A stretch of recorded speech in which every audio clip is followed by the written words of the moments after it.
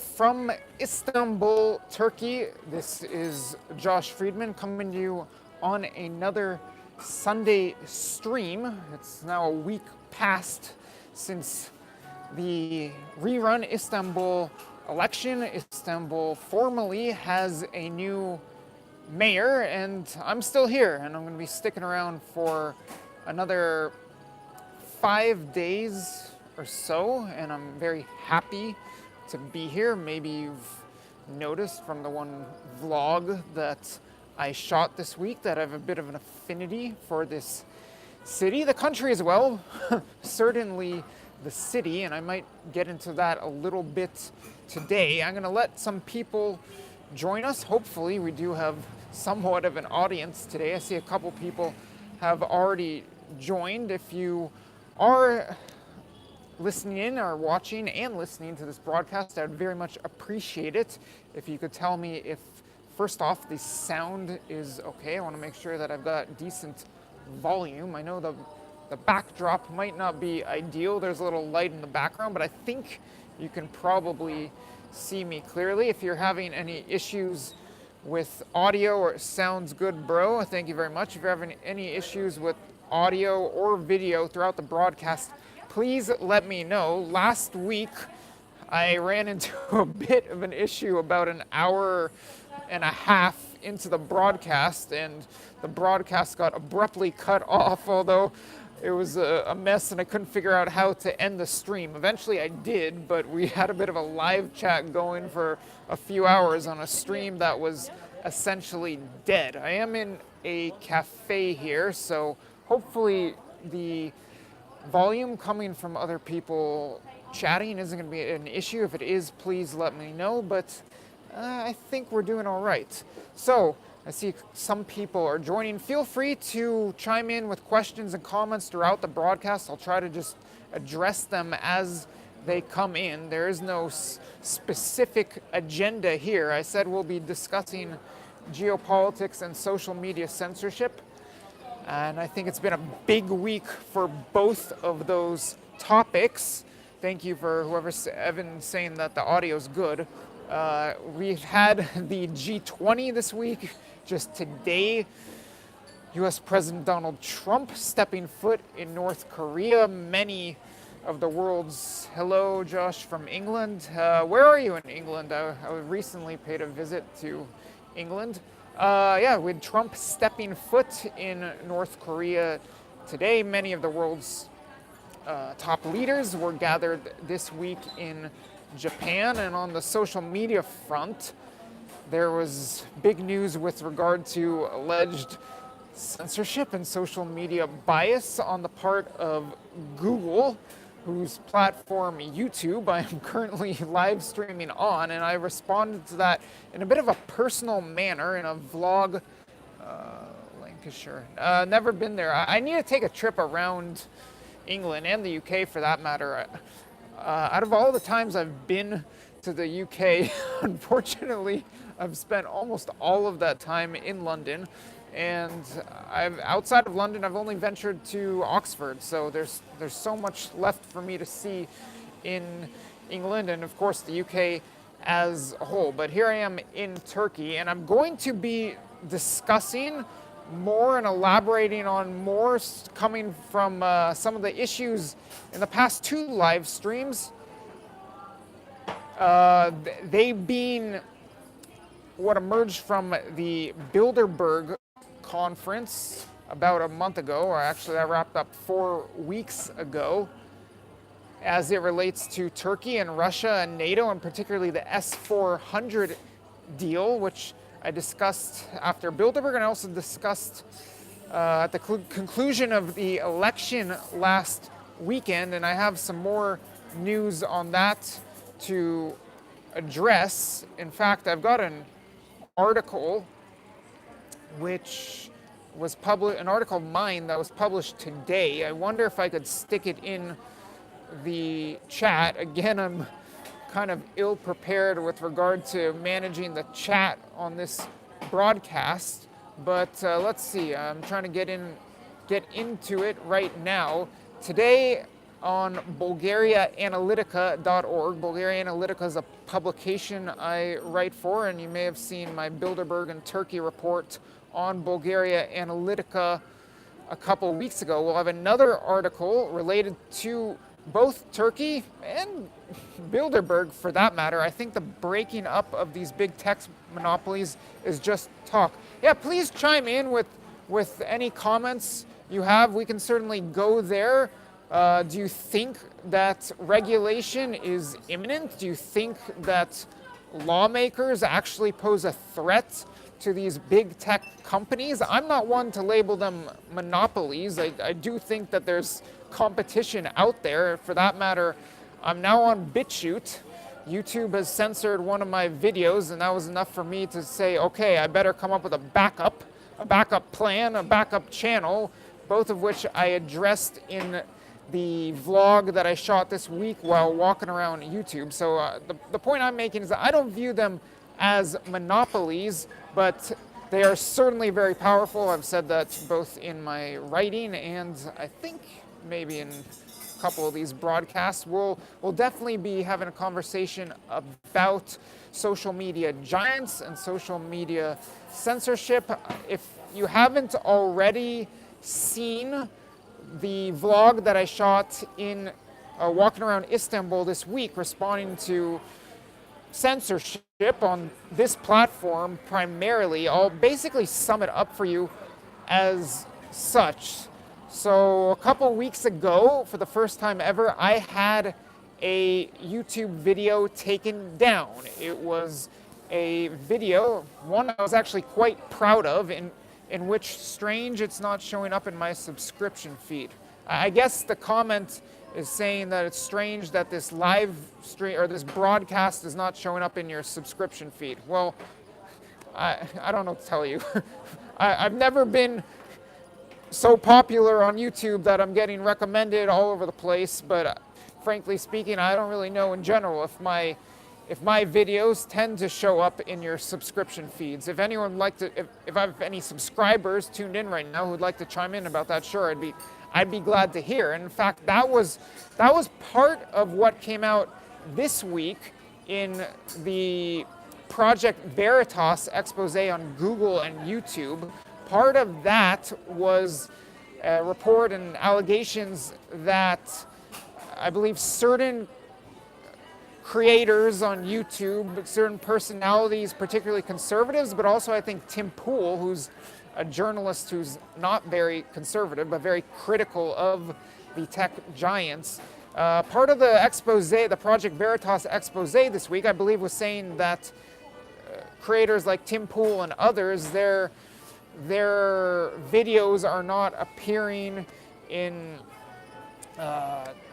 recommendations to the extent they should be. I don't know to what truth there is to that, but it wouldn't surprise me at all. And for that matter, if perchance you've seen my interview with Luke Radowski of We Are Change just recently at this year's Bilderberg in Switzerland, that was something we got into, and I think it's pretty evident in his case that YouTube is restricting some of his reach. And I think it's pretty obvious at this point, and I think a lot of people were making the comment this week that the revelations coming from the Project Veritas expose were pretty well known already. It's just that now that it came in the form of undercover footage involving a YouTube employee or exec, and now some internal communications. I mean, I guess it's now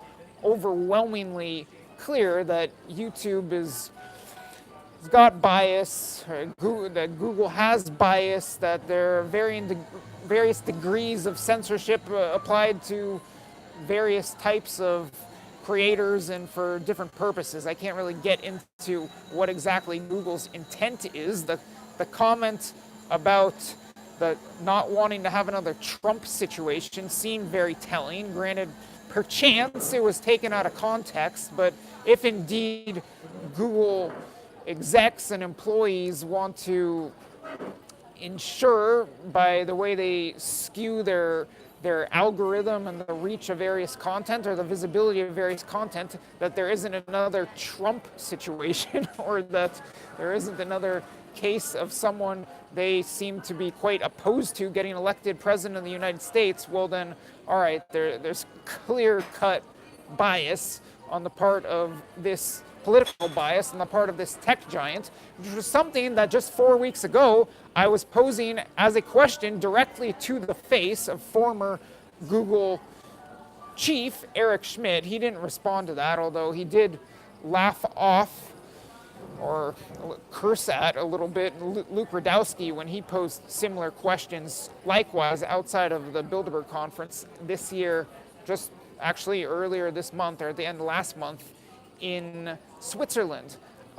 I was trying to make 2 points. One was a housekeeping point, which let's see if I have pulled up the chat. So let's see if this works. I'm going to try to dump my article that was published on Bulgaria Analytica today in the chat, which it looks like I just did. Let me know if you guys see it. It just popped up on my screen, so I think it's there. The article is headline, Tide Turns... Oh, let's see if I can get the proper link in the chat. I'm kind of a work in progress when it comes to live streams. So there it is. I think this should, the second link, after YouTube purge, someone's comment, after you purge, I go through all my screen and click with the bell notifications. I was still subscribed, but notifications were turned off. Okay, so the comment that I just received, which I guess if you guys are following along in the chat, you see it as well, is that after someone saying, yes, I got it, I guess you're referring to the article, someone saying in the chat that after the purge, whichever one, I mean, it seems like there's been more than one YouTube purge at this point, but comments saying that after the purge, the person needs to go through his subscription feed and click the bell for notifications. I was still subscribed, but notifications were turned off. Yeah, I mean, it's basically nowadays, I don't think as a YouTube creator, unless for whatever reason you're very cozy with YouTube, or I don't know, for some reason the algorithm's working in your favor. If that's not the case, it just seems like you can't count on you publishing a video and then it automatically going out to all your subscribers or anywhere near all of your subscribers. So we can continue with the discussion with about YouTube, Google, social media censorship, etc. The other housekeeping item I wanted to address, and actually I didn't finish the first one. The first one was, so I've got this article published today, Tide Turns in Turkey as Economy Tumbles. That might be worth a read. It very much relates to the previous 2 live streams I did on this channel.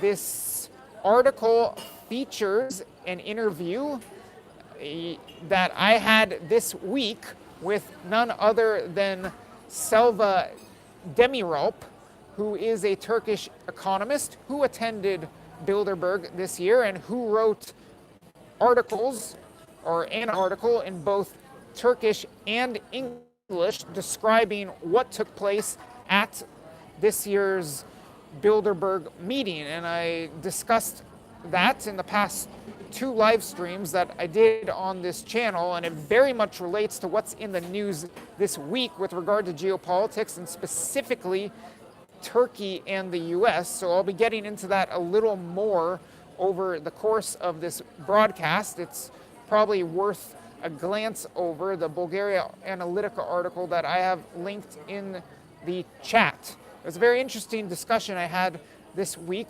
with Ms. Demiralp.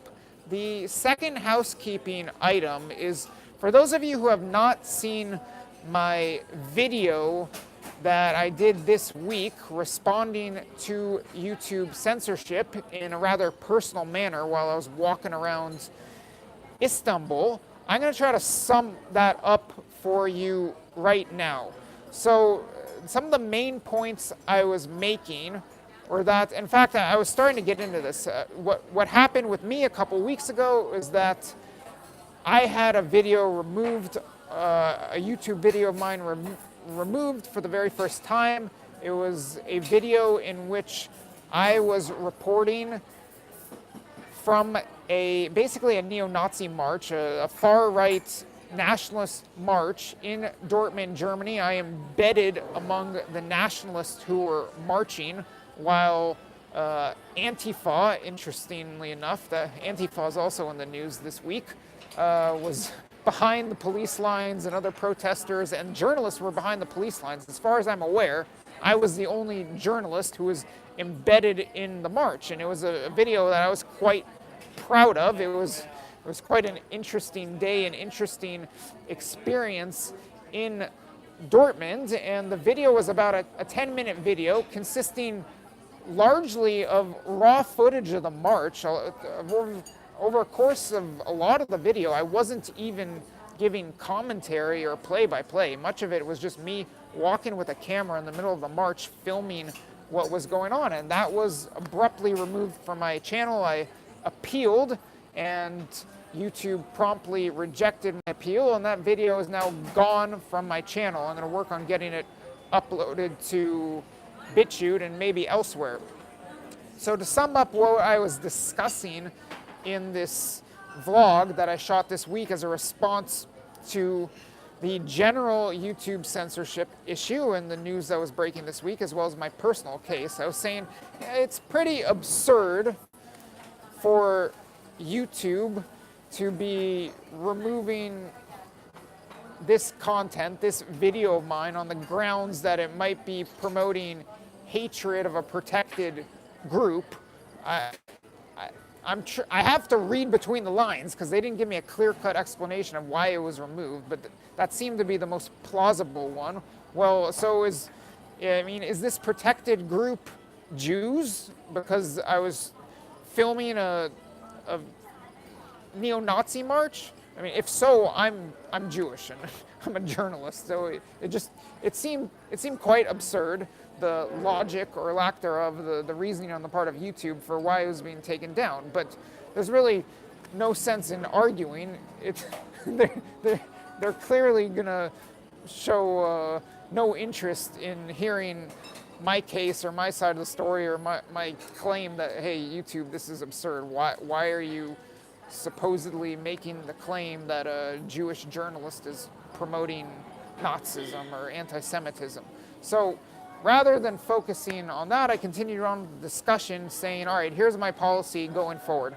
I'm not going to self-censor. So if the word Nazi, if merely saying the word Nazi triggers YouTube censors and will get my videos taken down, then so be it. I guess I'm going to have videos. I guess this video will get taken down. I'm not going to self-censor in order to please YouTube or Google's algorithm or Google's AI or whatever's causing certain videos to be taken down. I did not say in the vlog that I shot around Istanbul this week, and it's worth mentioning for nothing other than just complete transparency. I guess as a compromise, I guess I'm willing to self-censor in the description and tags of the video. I don't know if that's what triggered, and chime in with your comments as well. Is this something you like, you dislike? I'd be curious to hear what your feedback is on it. Do you know if the marches support a political party? I think the worded thing is to ignore the far right. Which marches? Are you talking about the march I filmed in Dortmund, Germany? Elaborate, please. I don't know which marches you're talking about. But so yeah, possibly what triggered the algorithm or AI, or who knows how they operate. I had hello from well, hello to you from Istanbul. Merhaba, sen nasılsın? What was I saying? Yeah, so I did have the words neo-Nazi in the description, I believe, of the video that was taken down. Maybe it was in the tags as well. Yes, the German march. This is going back 3 years. I don't believe that march was associated with a particular party, though it was a particular group. And I actually interviewed İyiyim, teşekkürler. İyiyim, teşekkürler to you as well. My Turkish is terrible, but I can at least say hi, how are you? Yada, yada, yada. Yeah, so I did interview on another channel. It's something called I believe, FRI, I think is the name of the channel. It's a German libertarian channel. And I interviewed, it was about a 30-minute sit-down interview, the head of the group that was putting on that march. I don't remember all the details, but I don't think it was a particular party. And for that matter, these guys were so restricted in their speech and their activity. I don't know how they could even operate a party in Germany. They were way to the right of Alternative for Deutschland, for instance. These guys were really far right. Back to, where were we? Yeah, so I'm saying, I guess I'm willing to compromise and self-censor in the description or the tags of the video, because to me that isn't really, I mean, the tags in particular, who even sees the tags? And I don't know if they help me out. And the description, it's more of just SEO than anything. I don't know. What's your take? Do you think I'm unprincipled if I self-censor and do not use the word neo-Nazi if it dare come up in the description of the video? But I'm sticking to this policy. I'm not going to self-censor during the actual video. The actual video is my report to you. Type Nazi in the description and yeah, good points. No, that's just being smart. Yeah, this is the sanitation of the internet. I haven't gotten used to it, but I guess I might start doing this. I see people commenting on Facebook and other platforms. They're typing away and no, you're just being smart. Outsmart them, Josh. All right, I guess that's in response to not using the word Nazi in the description or tags. Yeah, someone was making the comment, right, NOTSEE rather than NAZI in the description, and I guess I can do that. It might pain me a bit to do that. It feels like I'm in some Orwellian situation where I need to start writing in newspeak, but yeah, maybe I'll do that, and I'll take your suggestions, but not NOT space CSEE smiley face. We can get creative. Maybe I'll have to hire some newspeak writer in order to keep me away from the Google censors, or keep my descriptions away from the Google censors. But yeah, back to summing up what I was saying in the video, the vlog, walking around Istanbul and my response to the censorship. My plan is to not self-censor in the videos, and simultaneously I've got a backup. So if I was saying at the end of the video, I'm very grateful for YouTube. YouTube has had a tremendous impact on my life, both from the perspective of a content consumer and from the perspective of a content creator. I wouldn't be connecting with you guys live right now and having a discussion if it wasn't for YouTube. Now, maybe soon I'll be able to do this on other platforms, and it's not exactly my preference which platform it is, but at the moment YouTube has probably the best live streaming features, at least for this kind of setting. So I was saying that I'm very grateful for YouTube, but clearly there's going to be a sanitization of the platform, and if you're a news creator, particularly an alternative news creator, it looks like you're really at risk of censorship, and I fall into that category. So I said, all right, I need a backup, and luckily BitChute reached out to me when I had the one video taken down. So now my channel is basically mirrored on BitChute. What gets uploaded to YouTube now gets uploaded to BitChute. My channel name on BitChute is Freeman Media. I still need to find a way to upload all of my old videos to BitChute, and if anyone knows how to do that, please either chime in the. We will never know what is going on in the world if we don't have reporters like you and Luke. Yes, misspelled words, etc. All right, thank you very much for the kind comments, and I guess you're encouraging me to misspell words like NAZI.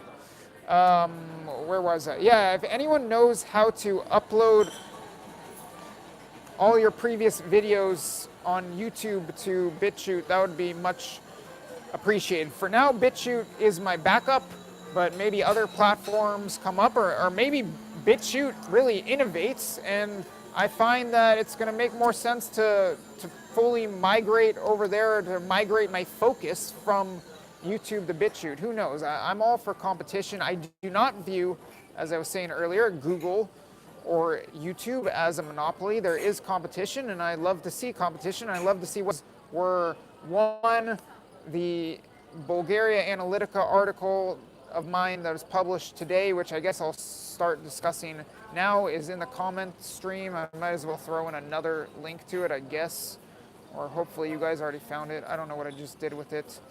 And then two, for those of you who hadn't seen my Istanbul vlog, I basically right now just summed up for you my response, my personal response to the censorship and how I'm personally handling my situation as it applies to Google and YouTube and censorship. I'm going to try to pull up my Bulgaria Analytica article right now, which I now have in front of me. It is headlined, "Tide Turns in Turkey as Economy Tumbles." So for those of you who watched last week's broadcast, you're well aware that the opposition won the rerun of the Istanbul mayoral election. It is a pretty significant victory for the opposition here in Turkey and a pretty significant blow to Erdogan. And in my opinion, and certainly in the opinion of Selva Demiralp,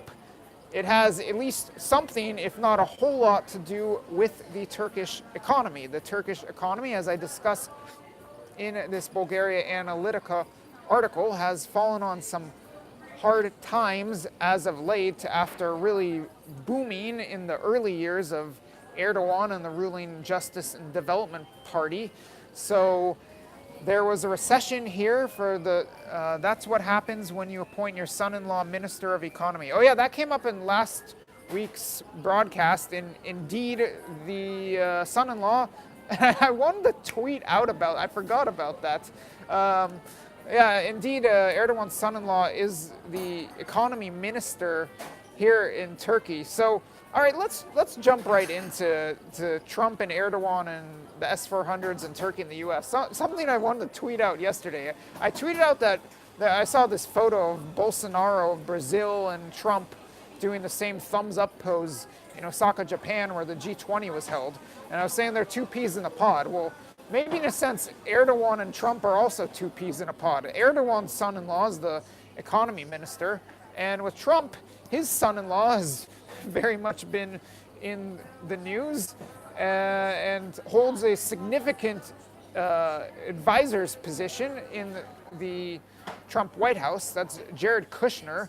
Kushner was at, I've been covering him lately because Kushner was at Bilderberg, and I believe this morning he and Ivanka were with Trump at the DMZ, and maybe even when he crossed into North Korea. But yeah, so maybe Erdogan and Trump are also two peas in a pod. I'm going to fast forward in this article. I'm going to skip over some of the economic issues that have been plaguing Turkey as of late, particularly with regard to the lira. There's been a steep devaluation of the lira, and in my opinion, and certainly in the opinion of Selva Demiralp, the guy on the street is hurting because of that devaluation of the lira, and that might very well have had an effect on the polls here in Istanbul, and could have an effect going forward on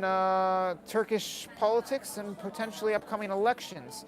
So fast forward to the second section of the article, the economic risk of acquiring S-400s. I guess, me and you have been discussing quite a bit about Turkey's purchase of the Russian S-400 missile defense system. It's come up in past two live streams as it relates to Bilderberg and Ms. Demirolp and Turkey and really geopolitics. So yesterday in Japan, Trump met with Erdogan. Question, can I ask you about British politics? What do you think about Chris Williams being suspended again from Labour after he was found not guilty? Sorry, I'm not up to date with British politics or the Chris Williams situation. You'll have to fill me in on that. I was recently in London and Oxford, and I did cover the EU elections from the UK, but my focus has shifted eastward a bit. Back to Trump and Erdogan. So Trump and Erdogan met yesterday in Japan, and the S-400 is the key issue. The missile defense system parts are supposed to start getting delivered from Russia to Turkey next month, and that, if it indeed occurs, is by law and policy in the U.S. supposed to trigger economic sanctions. And it was very interesting to hear Ms. Demirolp's take on the possibility of the sanctions and the potential fallout from the sanctions. So if you may recall, she wrote that the consensus at Bilderberg this year, and Bilderberg had some very high-ranking Western officials there, including the head of NATO and Secretary of State Mike Pompeo and Kushner, although Pompeo wasn't there the whole time, not that long, and probably Kushner as well. But Western elites were there from the US and from Europe, and Ms. Demirolp wrote that the consensus at Bilderberg was that if the missile deal does go through, if the S-400 is delivered to Turkey, then it's a done deal. There will be no compromise. Sanctions are going to take effect against Turkey. And so this week in my interview with Ms. Demirolp, we discussed what might those sanctions be like and what could the fallout be from the sanctions. And she was saying that if indeed these sanctions happen, in all likelihood, they're not going to be a slap on the wrist like what happened almost a year ago with Turkey when an American pastor was jailed here, and the Trump administration comment to Erdogan says he wants $75 billion for trade between Turkey and USA, but later Trump don't like $75 billion and says $100 billion. Sorry, my English. Let's see if I can pull up the rest of that comment in. $100 billion for trade. So, to Firat, who just commented, are you saying that Trump wants trade between Turkey and the U.S. to be even larger than what Erdogan wants? Is that your comment? Feel free to reply. So back to the S-400s. So, which I'll get to, Trump and Erdogan yesterday in Osaka, Japan. Ms. Demirolp was saying that if the deal goes through and the sanctions are imposed, they're going to be serious. And they're going to be serious trade sanctions. And we've already discussed that a bit, how Turkey can get kicked out of the process of manufacturing the F-35 fighter jets,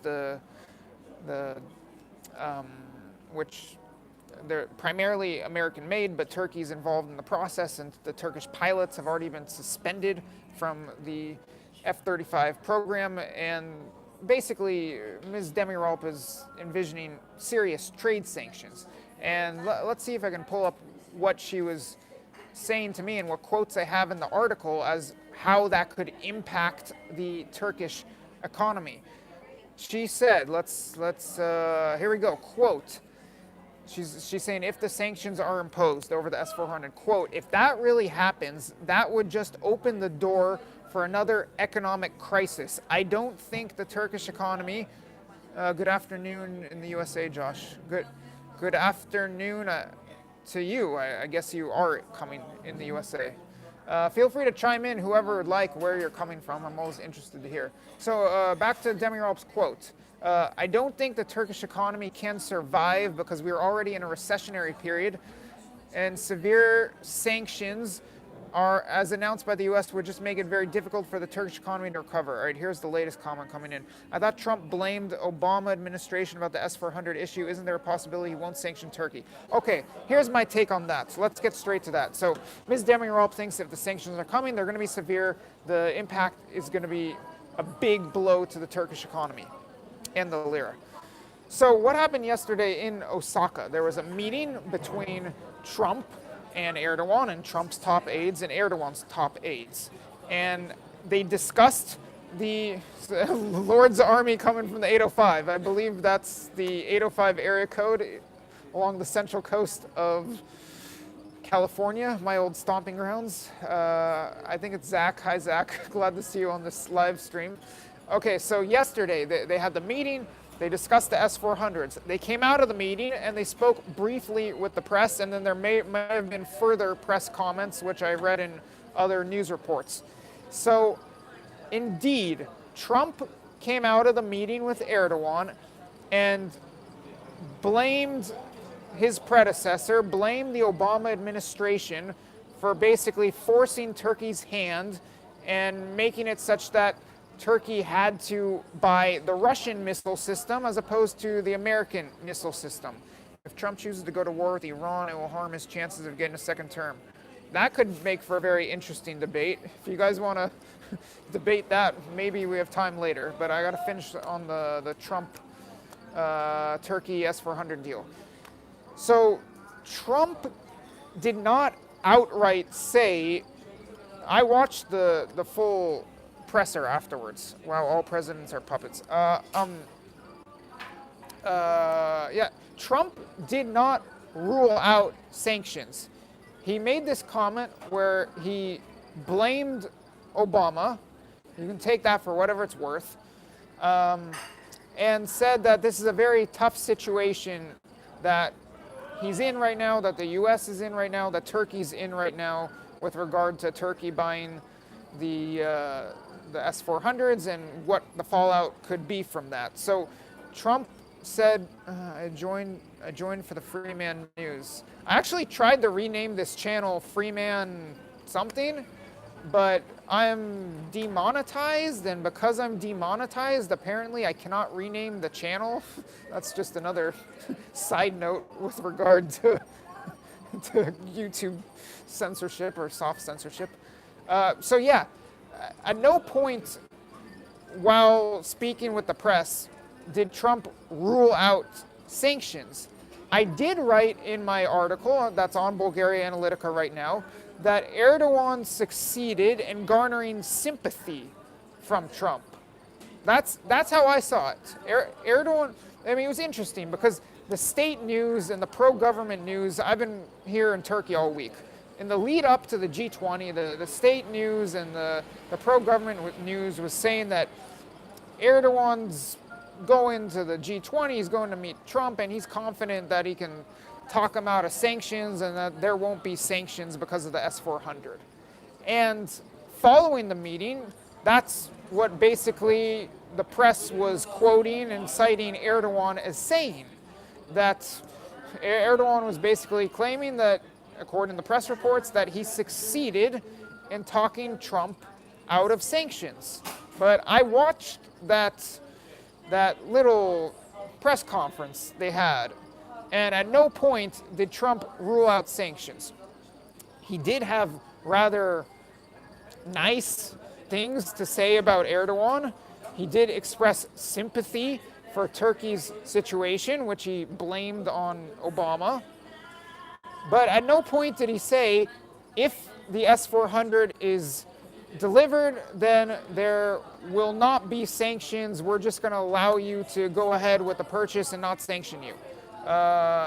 Be careful reading pro-government press in Turkey. It's plain cancer. I had some interesting conversations this week about what has become of the opposition press or the critical media in Turkey, or lack thereof. Let's just say there's not as much of it as it used to be. I don't read the pro-government press in Turkey in order to formulate my opinion on things or in order to come up with talking points to regurgitate, to deliver back to you, but I want to hear what basically the Erdogan administration is saying about things. Comment saying, puppets to the Freemason cabal elite. The USA is a corporation controlled by the Bilderberg, UN, UAE, G20. They want a one world religion, new world religion. Please just elaborate on that. I don't think things are that simple, and I kind of discussed that with Charlie Skelton during my Bilderberg wrap-up on the boat, the podcast we did on the boat in Switzerland, leaving this year's Bilderberg. I don't like to just overly simplify things, and I like to try to take things in smaller chunks and report to you what I'm fairly confident I can report on, rather than just making blanket assumptions. But hit me up with all kinds of things you'd like me to investigate, and I'll do my best. Back to Turkey, and so we're getting conflicting statements. Basically, Erdogan on one hand is saying, that Turkey has avoided sanctions, they're not going to get hit by sanctions, the S-400 is going to get delivered, and the US is not going to sanction them. And on the other hand, Trump is making very ambiguous statements, and Trump is known to be unpredictable. I would say there are a lot of people in his administration who are not as sympathetic to Erdogan as Trump may or may not be, or at least comes across. And it would surprise me if the US does a 180. I mean, this is just from everything that I read into, from what's out there, from patterns, from relations between the US and Turkey, between what's happened over the past couple of years, what happened with the pastor, the crisis over the pastor last August. It would surprise me if Turkey completes this Russian missile deal and dodges sanctions. It really would surprise me, especially reading what I read from Ms. Demiralp's account of what happened at Bilderberg this year. I think it's very, very noteworthy, and I discussed it more with her when I interviewed her this week.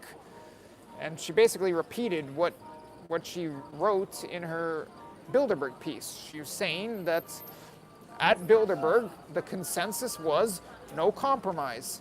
Turkey receives S-400, sanctions are imposed. And at this point, I don't see a lot of reason why to doubt that would happen. Of course, things could change.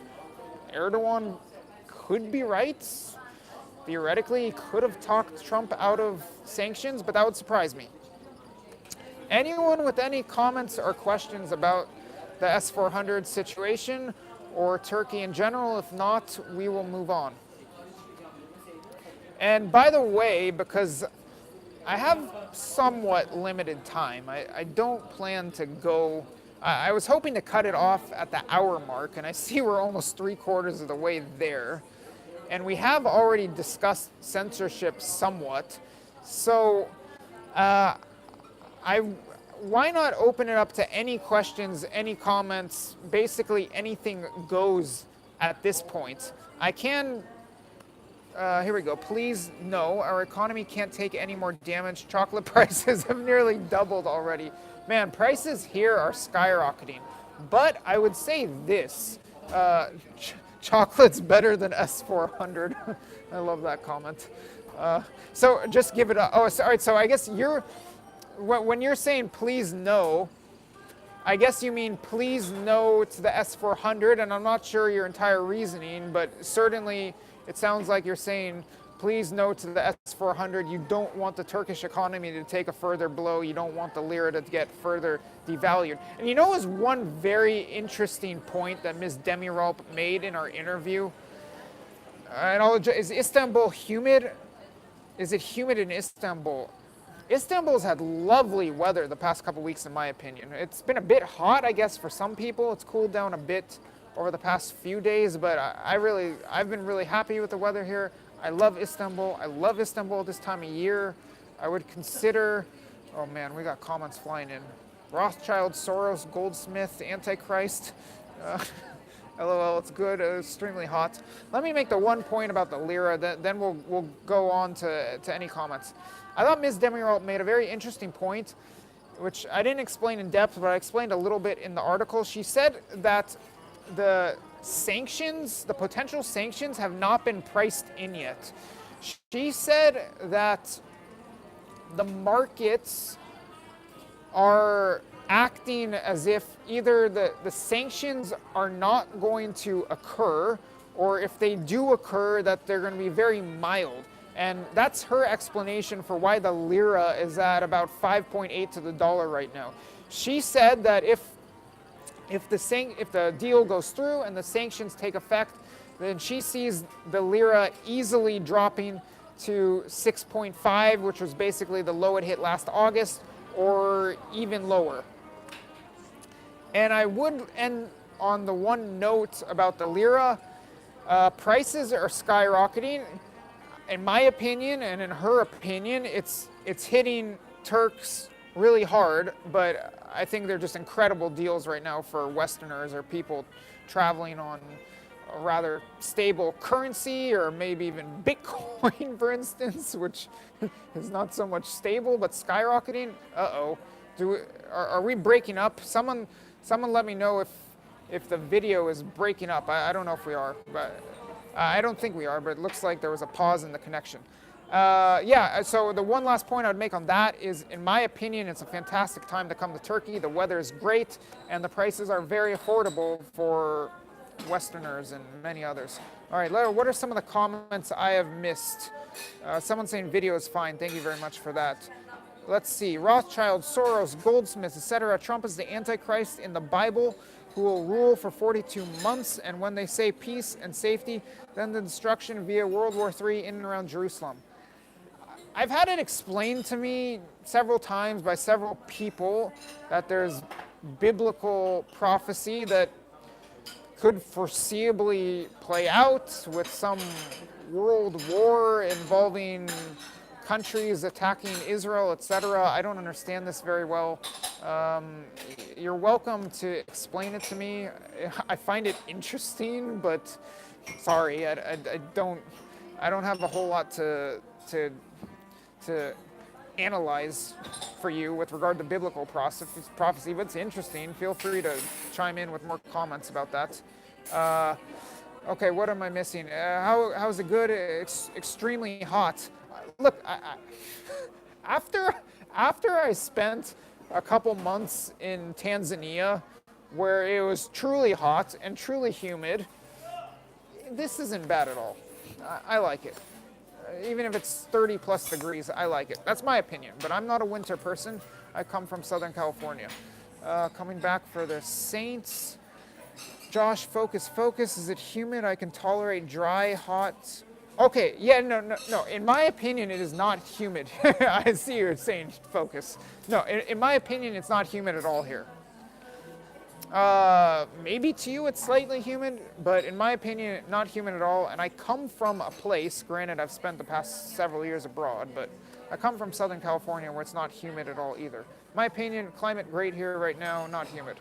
Okay, less humid than Florida, I would say way less humid than Florida. Watch Shaking Heads, My Head Production, Israeli News, Live, Leland, all right, prophecy-related stuff. How content, happy are the Turkish people? Well, how about if you're Turkish and watching this broadcast right now, can you please answer how content or happy are the Turkish people? I think the article that I published today addresses that to some perfect no humidity. Here I come. Yeah, I love Istanbul. End of story. Got questions, love you. Love you too. Okay, I'm hoping someone who's Turkish and watching will chime in. How content are the Turkish people? I would say that they're not as content, generally speaking. This is a huge generalization. No one can be happy with this economy, duh. Yeah, and that's my impression. I would say, and he's Turkish, I would say, generally speaking, no, people are not as content here now as they were several years ago. If you're currency has devalued like crazy. I can't see how you'd be as happy as you were several years ago. That goes for most people. And some of the arguments against Turks feeling or not feeling the devaluation of the lira, that's addressed in my article that's published today that you guys have the link to. Okay. We're in the Great Tribulation. Google got questions. No one can be happy. Chemtrails. Any chemtrails? Or like most people like to say contrails in Turkey. Well, Turkey's a large country. I've traveled across east to west, but most of the time I've spent has been in Istanbul. Whether they're chemtrails, contrails, I have no idea, but I don't see them as much here as in some places. I hope that helps. How cohesive are the Turkish people? Are they divided badly like Americans? Yeah, Turkish. Man, it's not so much that you have Antifa versus right-wingers fighting in the street. Let's see, what's this comment? No one should be in power for more than 10 years. Erdogan's always found ways to extend his term. And I think Erdogan is a masterful politician, and even though he's got a bad hand right now, he could easily extend his term. Yeah, the comment on Turks being divided. Well, look, it shows based on the election results going back years. It's not like Erdogan was winning with 75%. No, I mean, almost every election was 52-48, 51-49. The first version of this Istanbul election, it was 48.8 to 48.6. And for years, there's been 52-48. Which election was that? It seems like there were a bunch of elections that were somewhere around 52-48. For years, there's been a large section of the population that loves Erdogan and a large section of the population that hates Erdogan. So I would say it's a similar dynamic to the US, and actually there's been a brawl or two in the Turkish parliament, which isn't something, it hasn't changed much since, so the commenter is saying the figures here in Turkey haven't changed much over the past 5 years. I was saying, yeah, there's been a brawl or two in the Turkish parliament, so maybe that resembles the streets of Portland, or where's all the violence nowadays in the U.S. Yeah, things are getting a bit odd in America. A lot of division here as well, but I'd say it's a different kind of division. What's this latest long comment? You know, he loves all his people. All right, look, I'm interested in the Bible, I'm interested in prophecy, but this broadcast is not going to focus on biblical prophecy. But you can always feel free to email me or message me about that. Where are we? So we're 53 minutes in. I'm going to check if I have something very pressing at the moment. I think I've covered some of the major stuff that I wanted to hit. Geopolitical matters specifically as they relate to Turkey and social media censorship. And at this point, I'm taking your comments and questions. Please talk more about the kind of divisions in America, gender, race, and what are the divisions in Turkey. Whoever asked that comment, can you please tell me where you're asking from? I'm curious.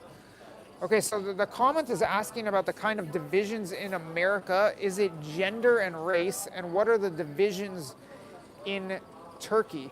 Actually, a friend of mine who now writes for my publication, Bulgaria Analytica as well, wrote a very interesting, I'm from Kentucky and know a little bit about Turkey. Well, if you're from Kentucky, you probably know more about the divisions in the U.S. right now than I have. I haven't stepped foot in the U.S.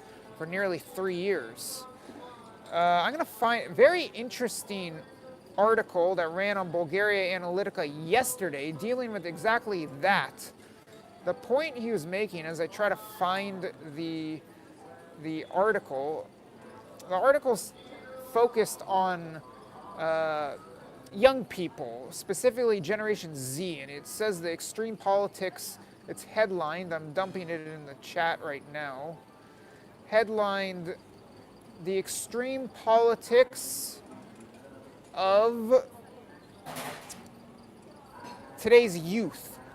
And he was making some interesting points as to why Gen Z and young people in general are becoming increasingly divided and leaning toward the far left or the far right.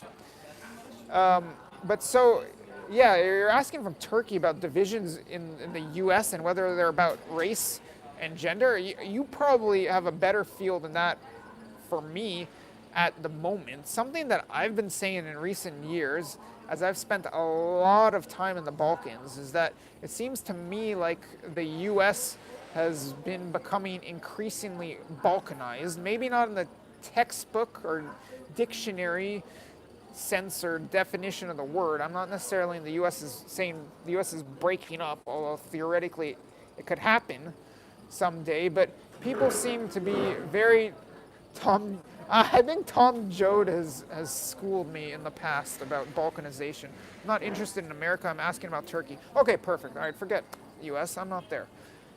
So, and our Turkish commenter, please chime in as well. One key divide, there are multiple key divides in Turkey, and to some extent they're relatable to the US. One key divide is religious versus secular. So the articles like that are dangerous, fake news is prevalent. Articles like what? I don't know which one you're talking to. Or maybe you're talking about the one I threw in the chat. Okay, back to the divide in Turkey. So Erdogan's party, the ruling Justice and Development Party, that's been in power for the better part of 2 decades now. It's an Islamist party. Islam and religion is rooted in the party. And actually an interesting is what secular? Someone's asking, is secular? Erdogan isn't secular. His party isn't secular. But the opposition isn't entirely. And there are divisions within the opposition. But the main opposition, Erdogan's not secular. Turkey is secular despite Erdogan. Okay, so that's what I'm getting at right now. So the main opposition party, the CHP, the CHP, it's molded after Ataturk, the founding father of the Turkish Republic. And Ataturk founded modern Turkey as a secular country. Is Turkey still doing military action in Syria? Yes, there was action. There was Turkish military action in Syria this week, but I'm afraid I don't have time to get into that now. If Syria is a topic you want to hit on soon, we can try to hit on it soon. Unfortunately, I still have never been to Syria. I've been close. I was hoping to get there on a trip this year, but apparently they don't take Americans, so I'm not going on that trip. Keep going, that's good stuff. So the main opposition is largely secular. Ekrem İmamoğlu, the new Istanbul mayor, is part of that CHP party, which is basically Ataturk's party and basically promotes a secular, modern Turkey. And Erdogan has long been at odds with that, even though to some extent he relates to Ataturk as the strongman leader of Turkey. The commenter is saying fully secular. I guess you're referring to the CHP. Actually, I'm not sure. What are you referring to when you say fully secular? I ask because it's not being reported here in Britain. What's not being? Oh, Turkey. Turk.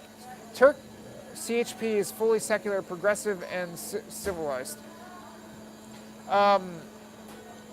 Sorry, it was there was Turkish military action in Syria this week. It's back in the news. Maybe not in Britain. I don't know. It's complicated. But yeah, Turkey is still very much involved in Syria. Someone's asking CHP ? If you're asking what is the CHP, yeah, it's the main opposition party. It's Ekrem İmamoğlu's party. It's the secular party, the Ataturk party, the primary opposition to Erdogan and his ruling Justice and Development Party, which is basically an Islamist party. You're welcome. So we have hit the 1 hour mark. I'm going to try to slow things down and wrap things up because I am a bit short on time today. I've got deadlines to hit. As you can see, I don't just broadcast, I do a lot of writing. But hit me with your most important or pressing matters right now, comments or questions. The cabal has indoctrinated us all.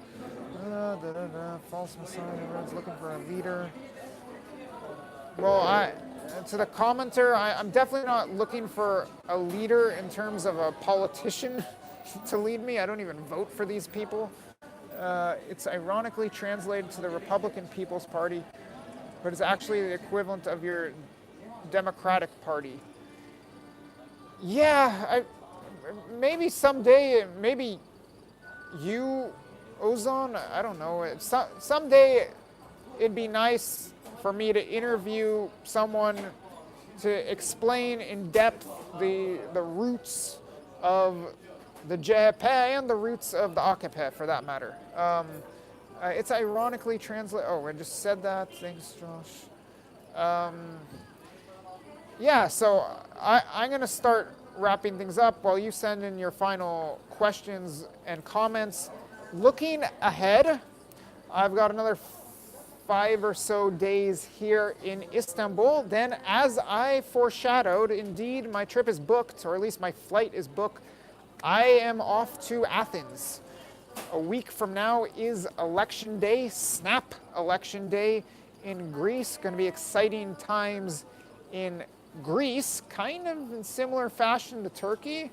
Of course, there are economic troubles in Greece.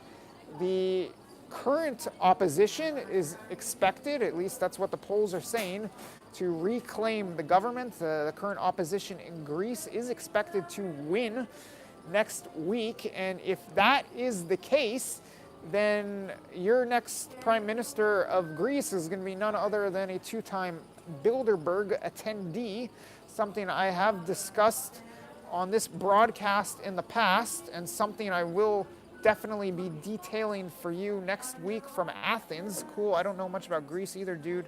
Brace yourself for much more basic questions.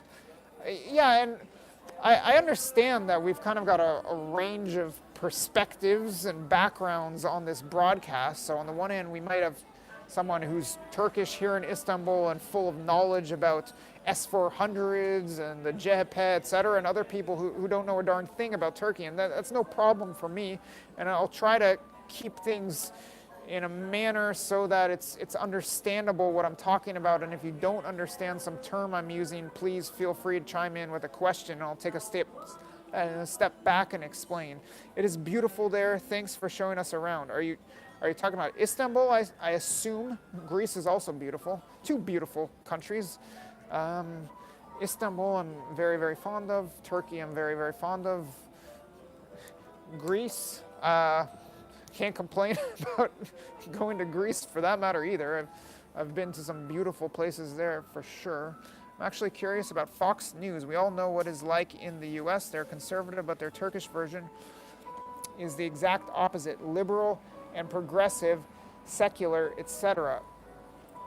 That's interesting. You'll have to, I don't know, email me or something, fill me in. I don't know anything about Turkish Fox News, but this does come up.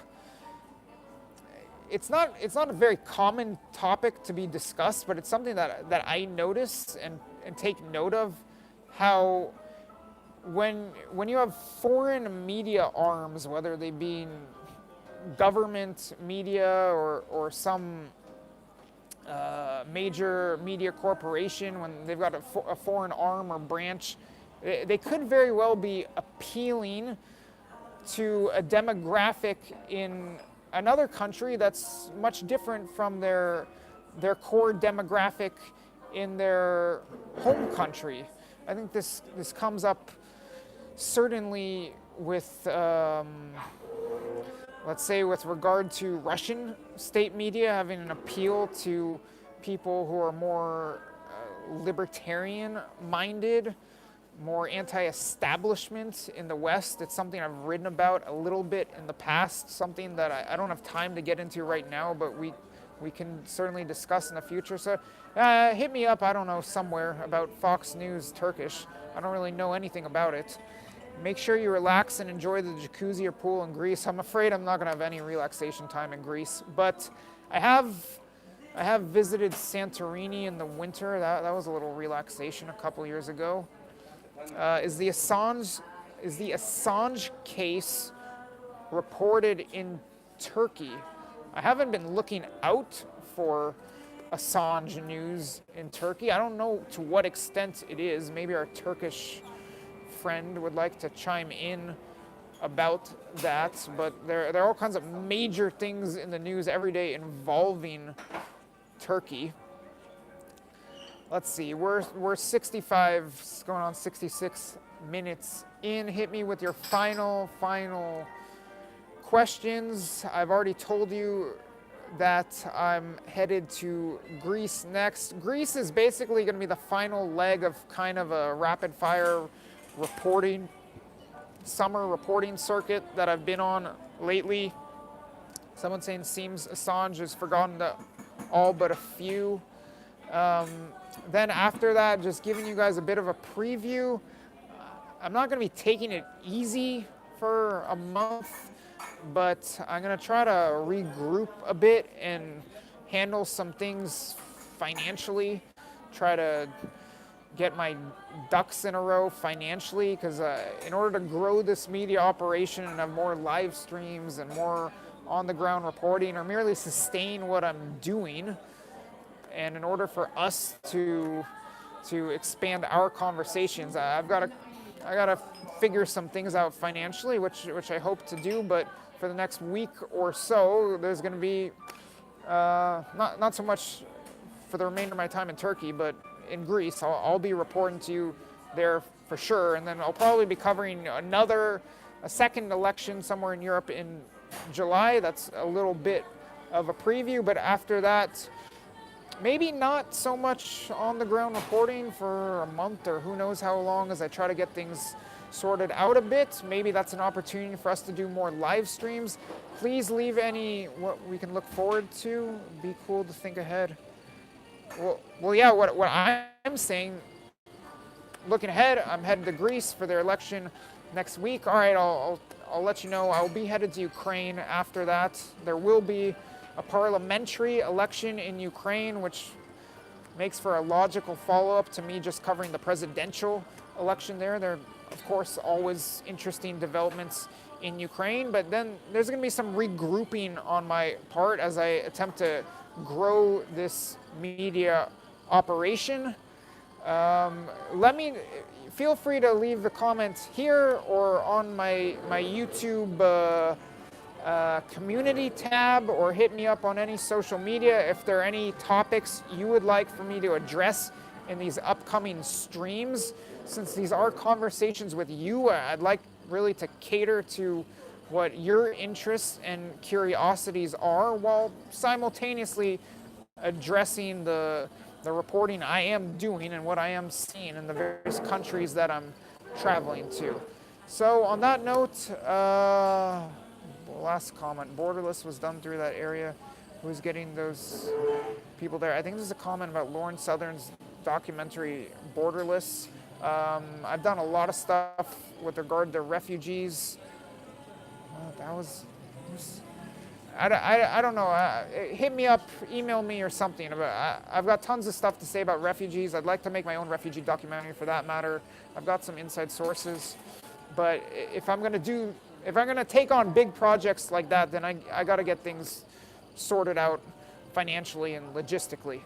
All right, so teşekkürler. Thank you for joining me once again from Istanbul. It was my pleasure to be broadcasting to you. If you found this at all useful, please like it and give it a share. And güle güle from Turkey, and I shall see you shortly in Greece. Goodbye for now.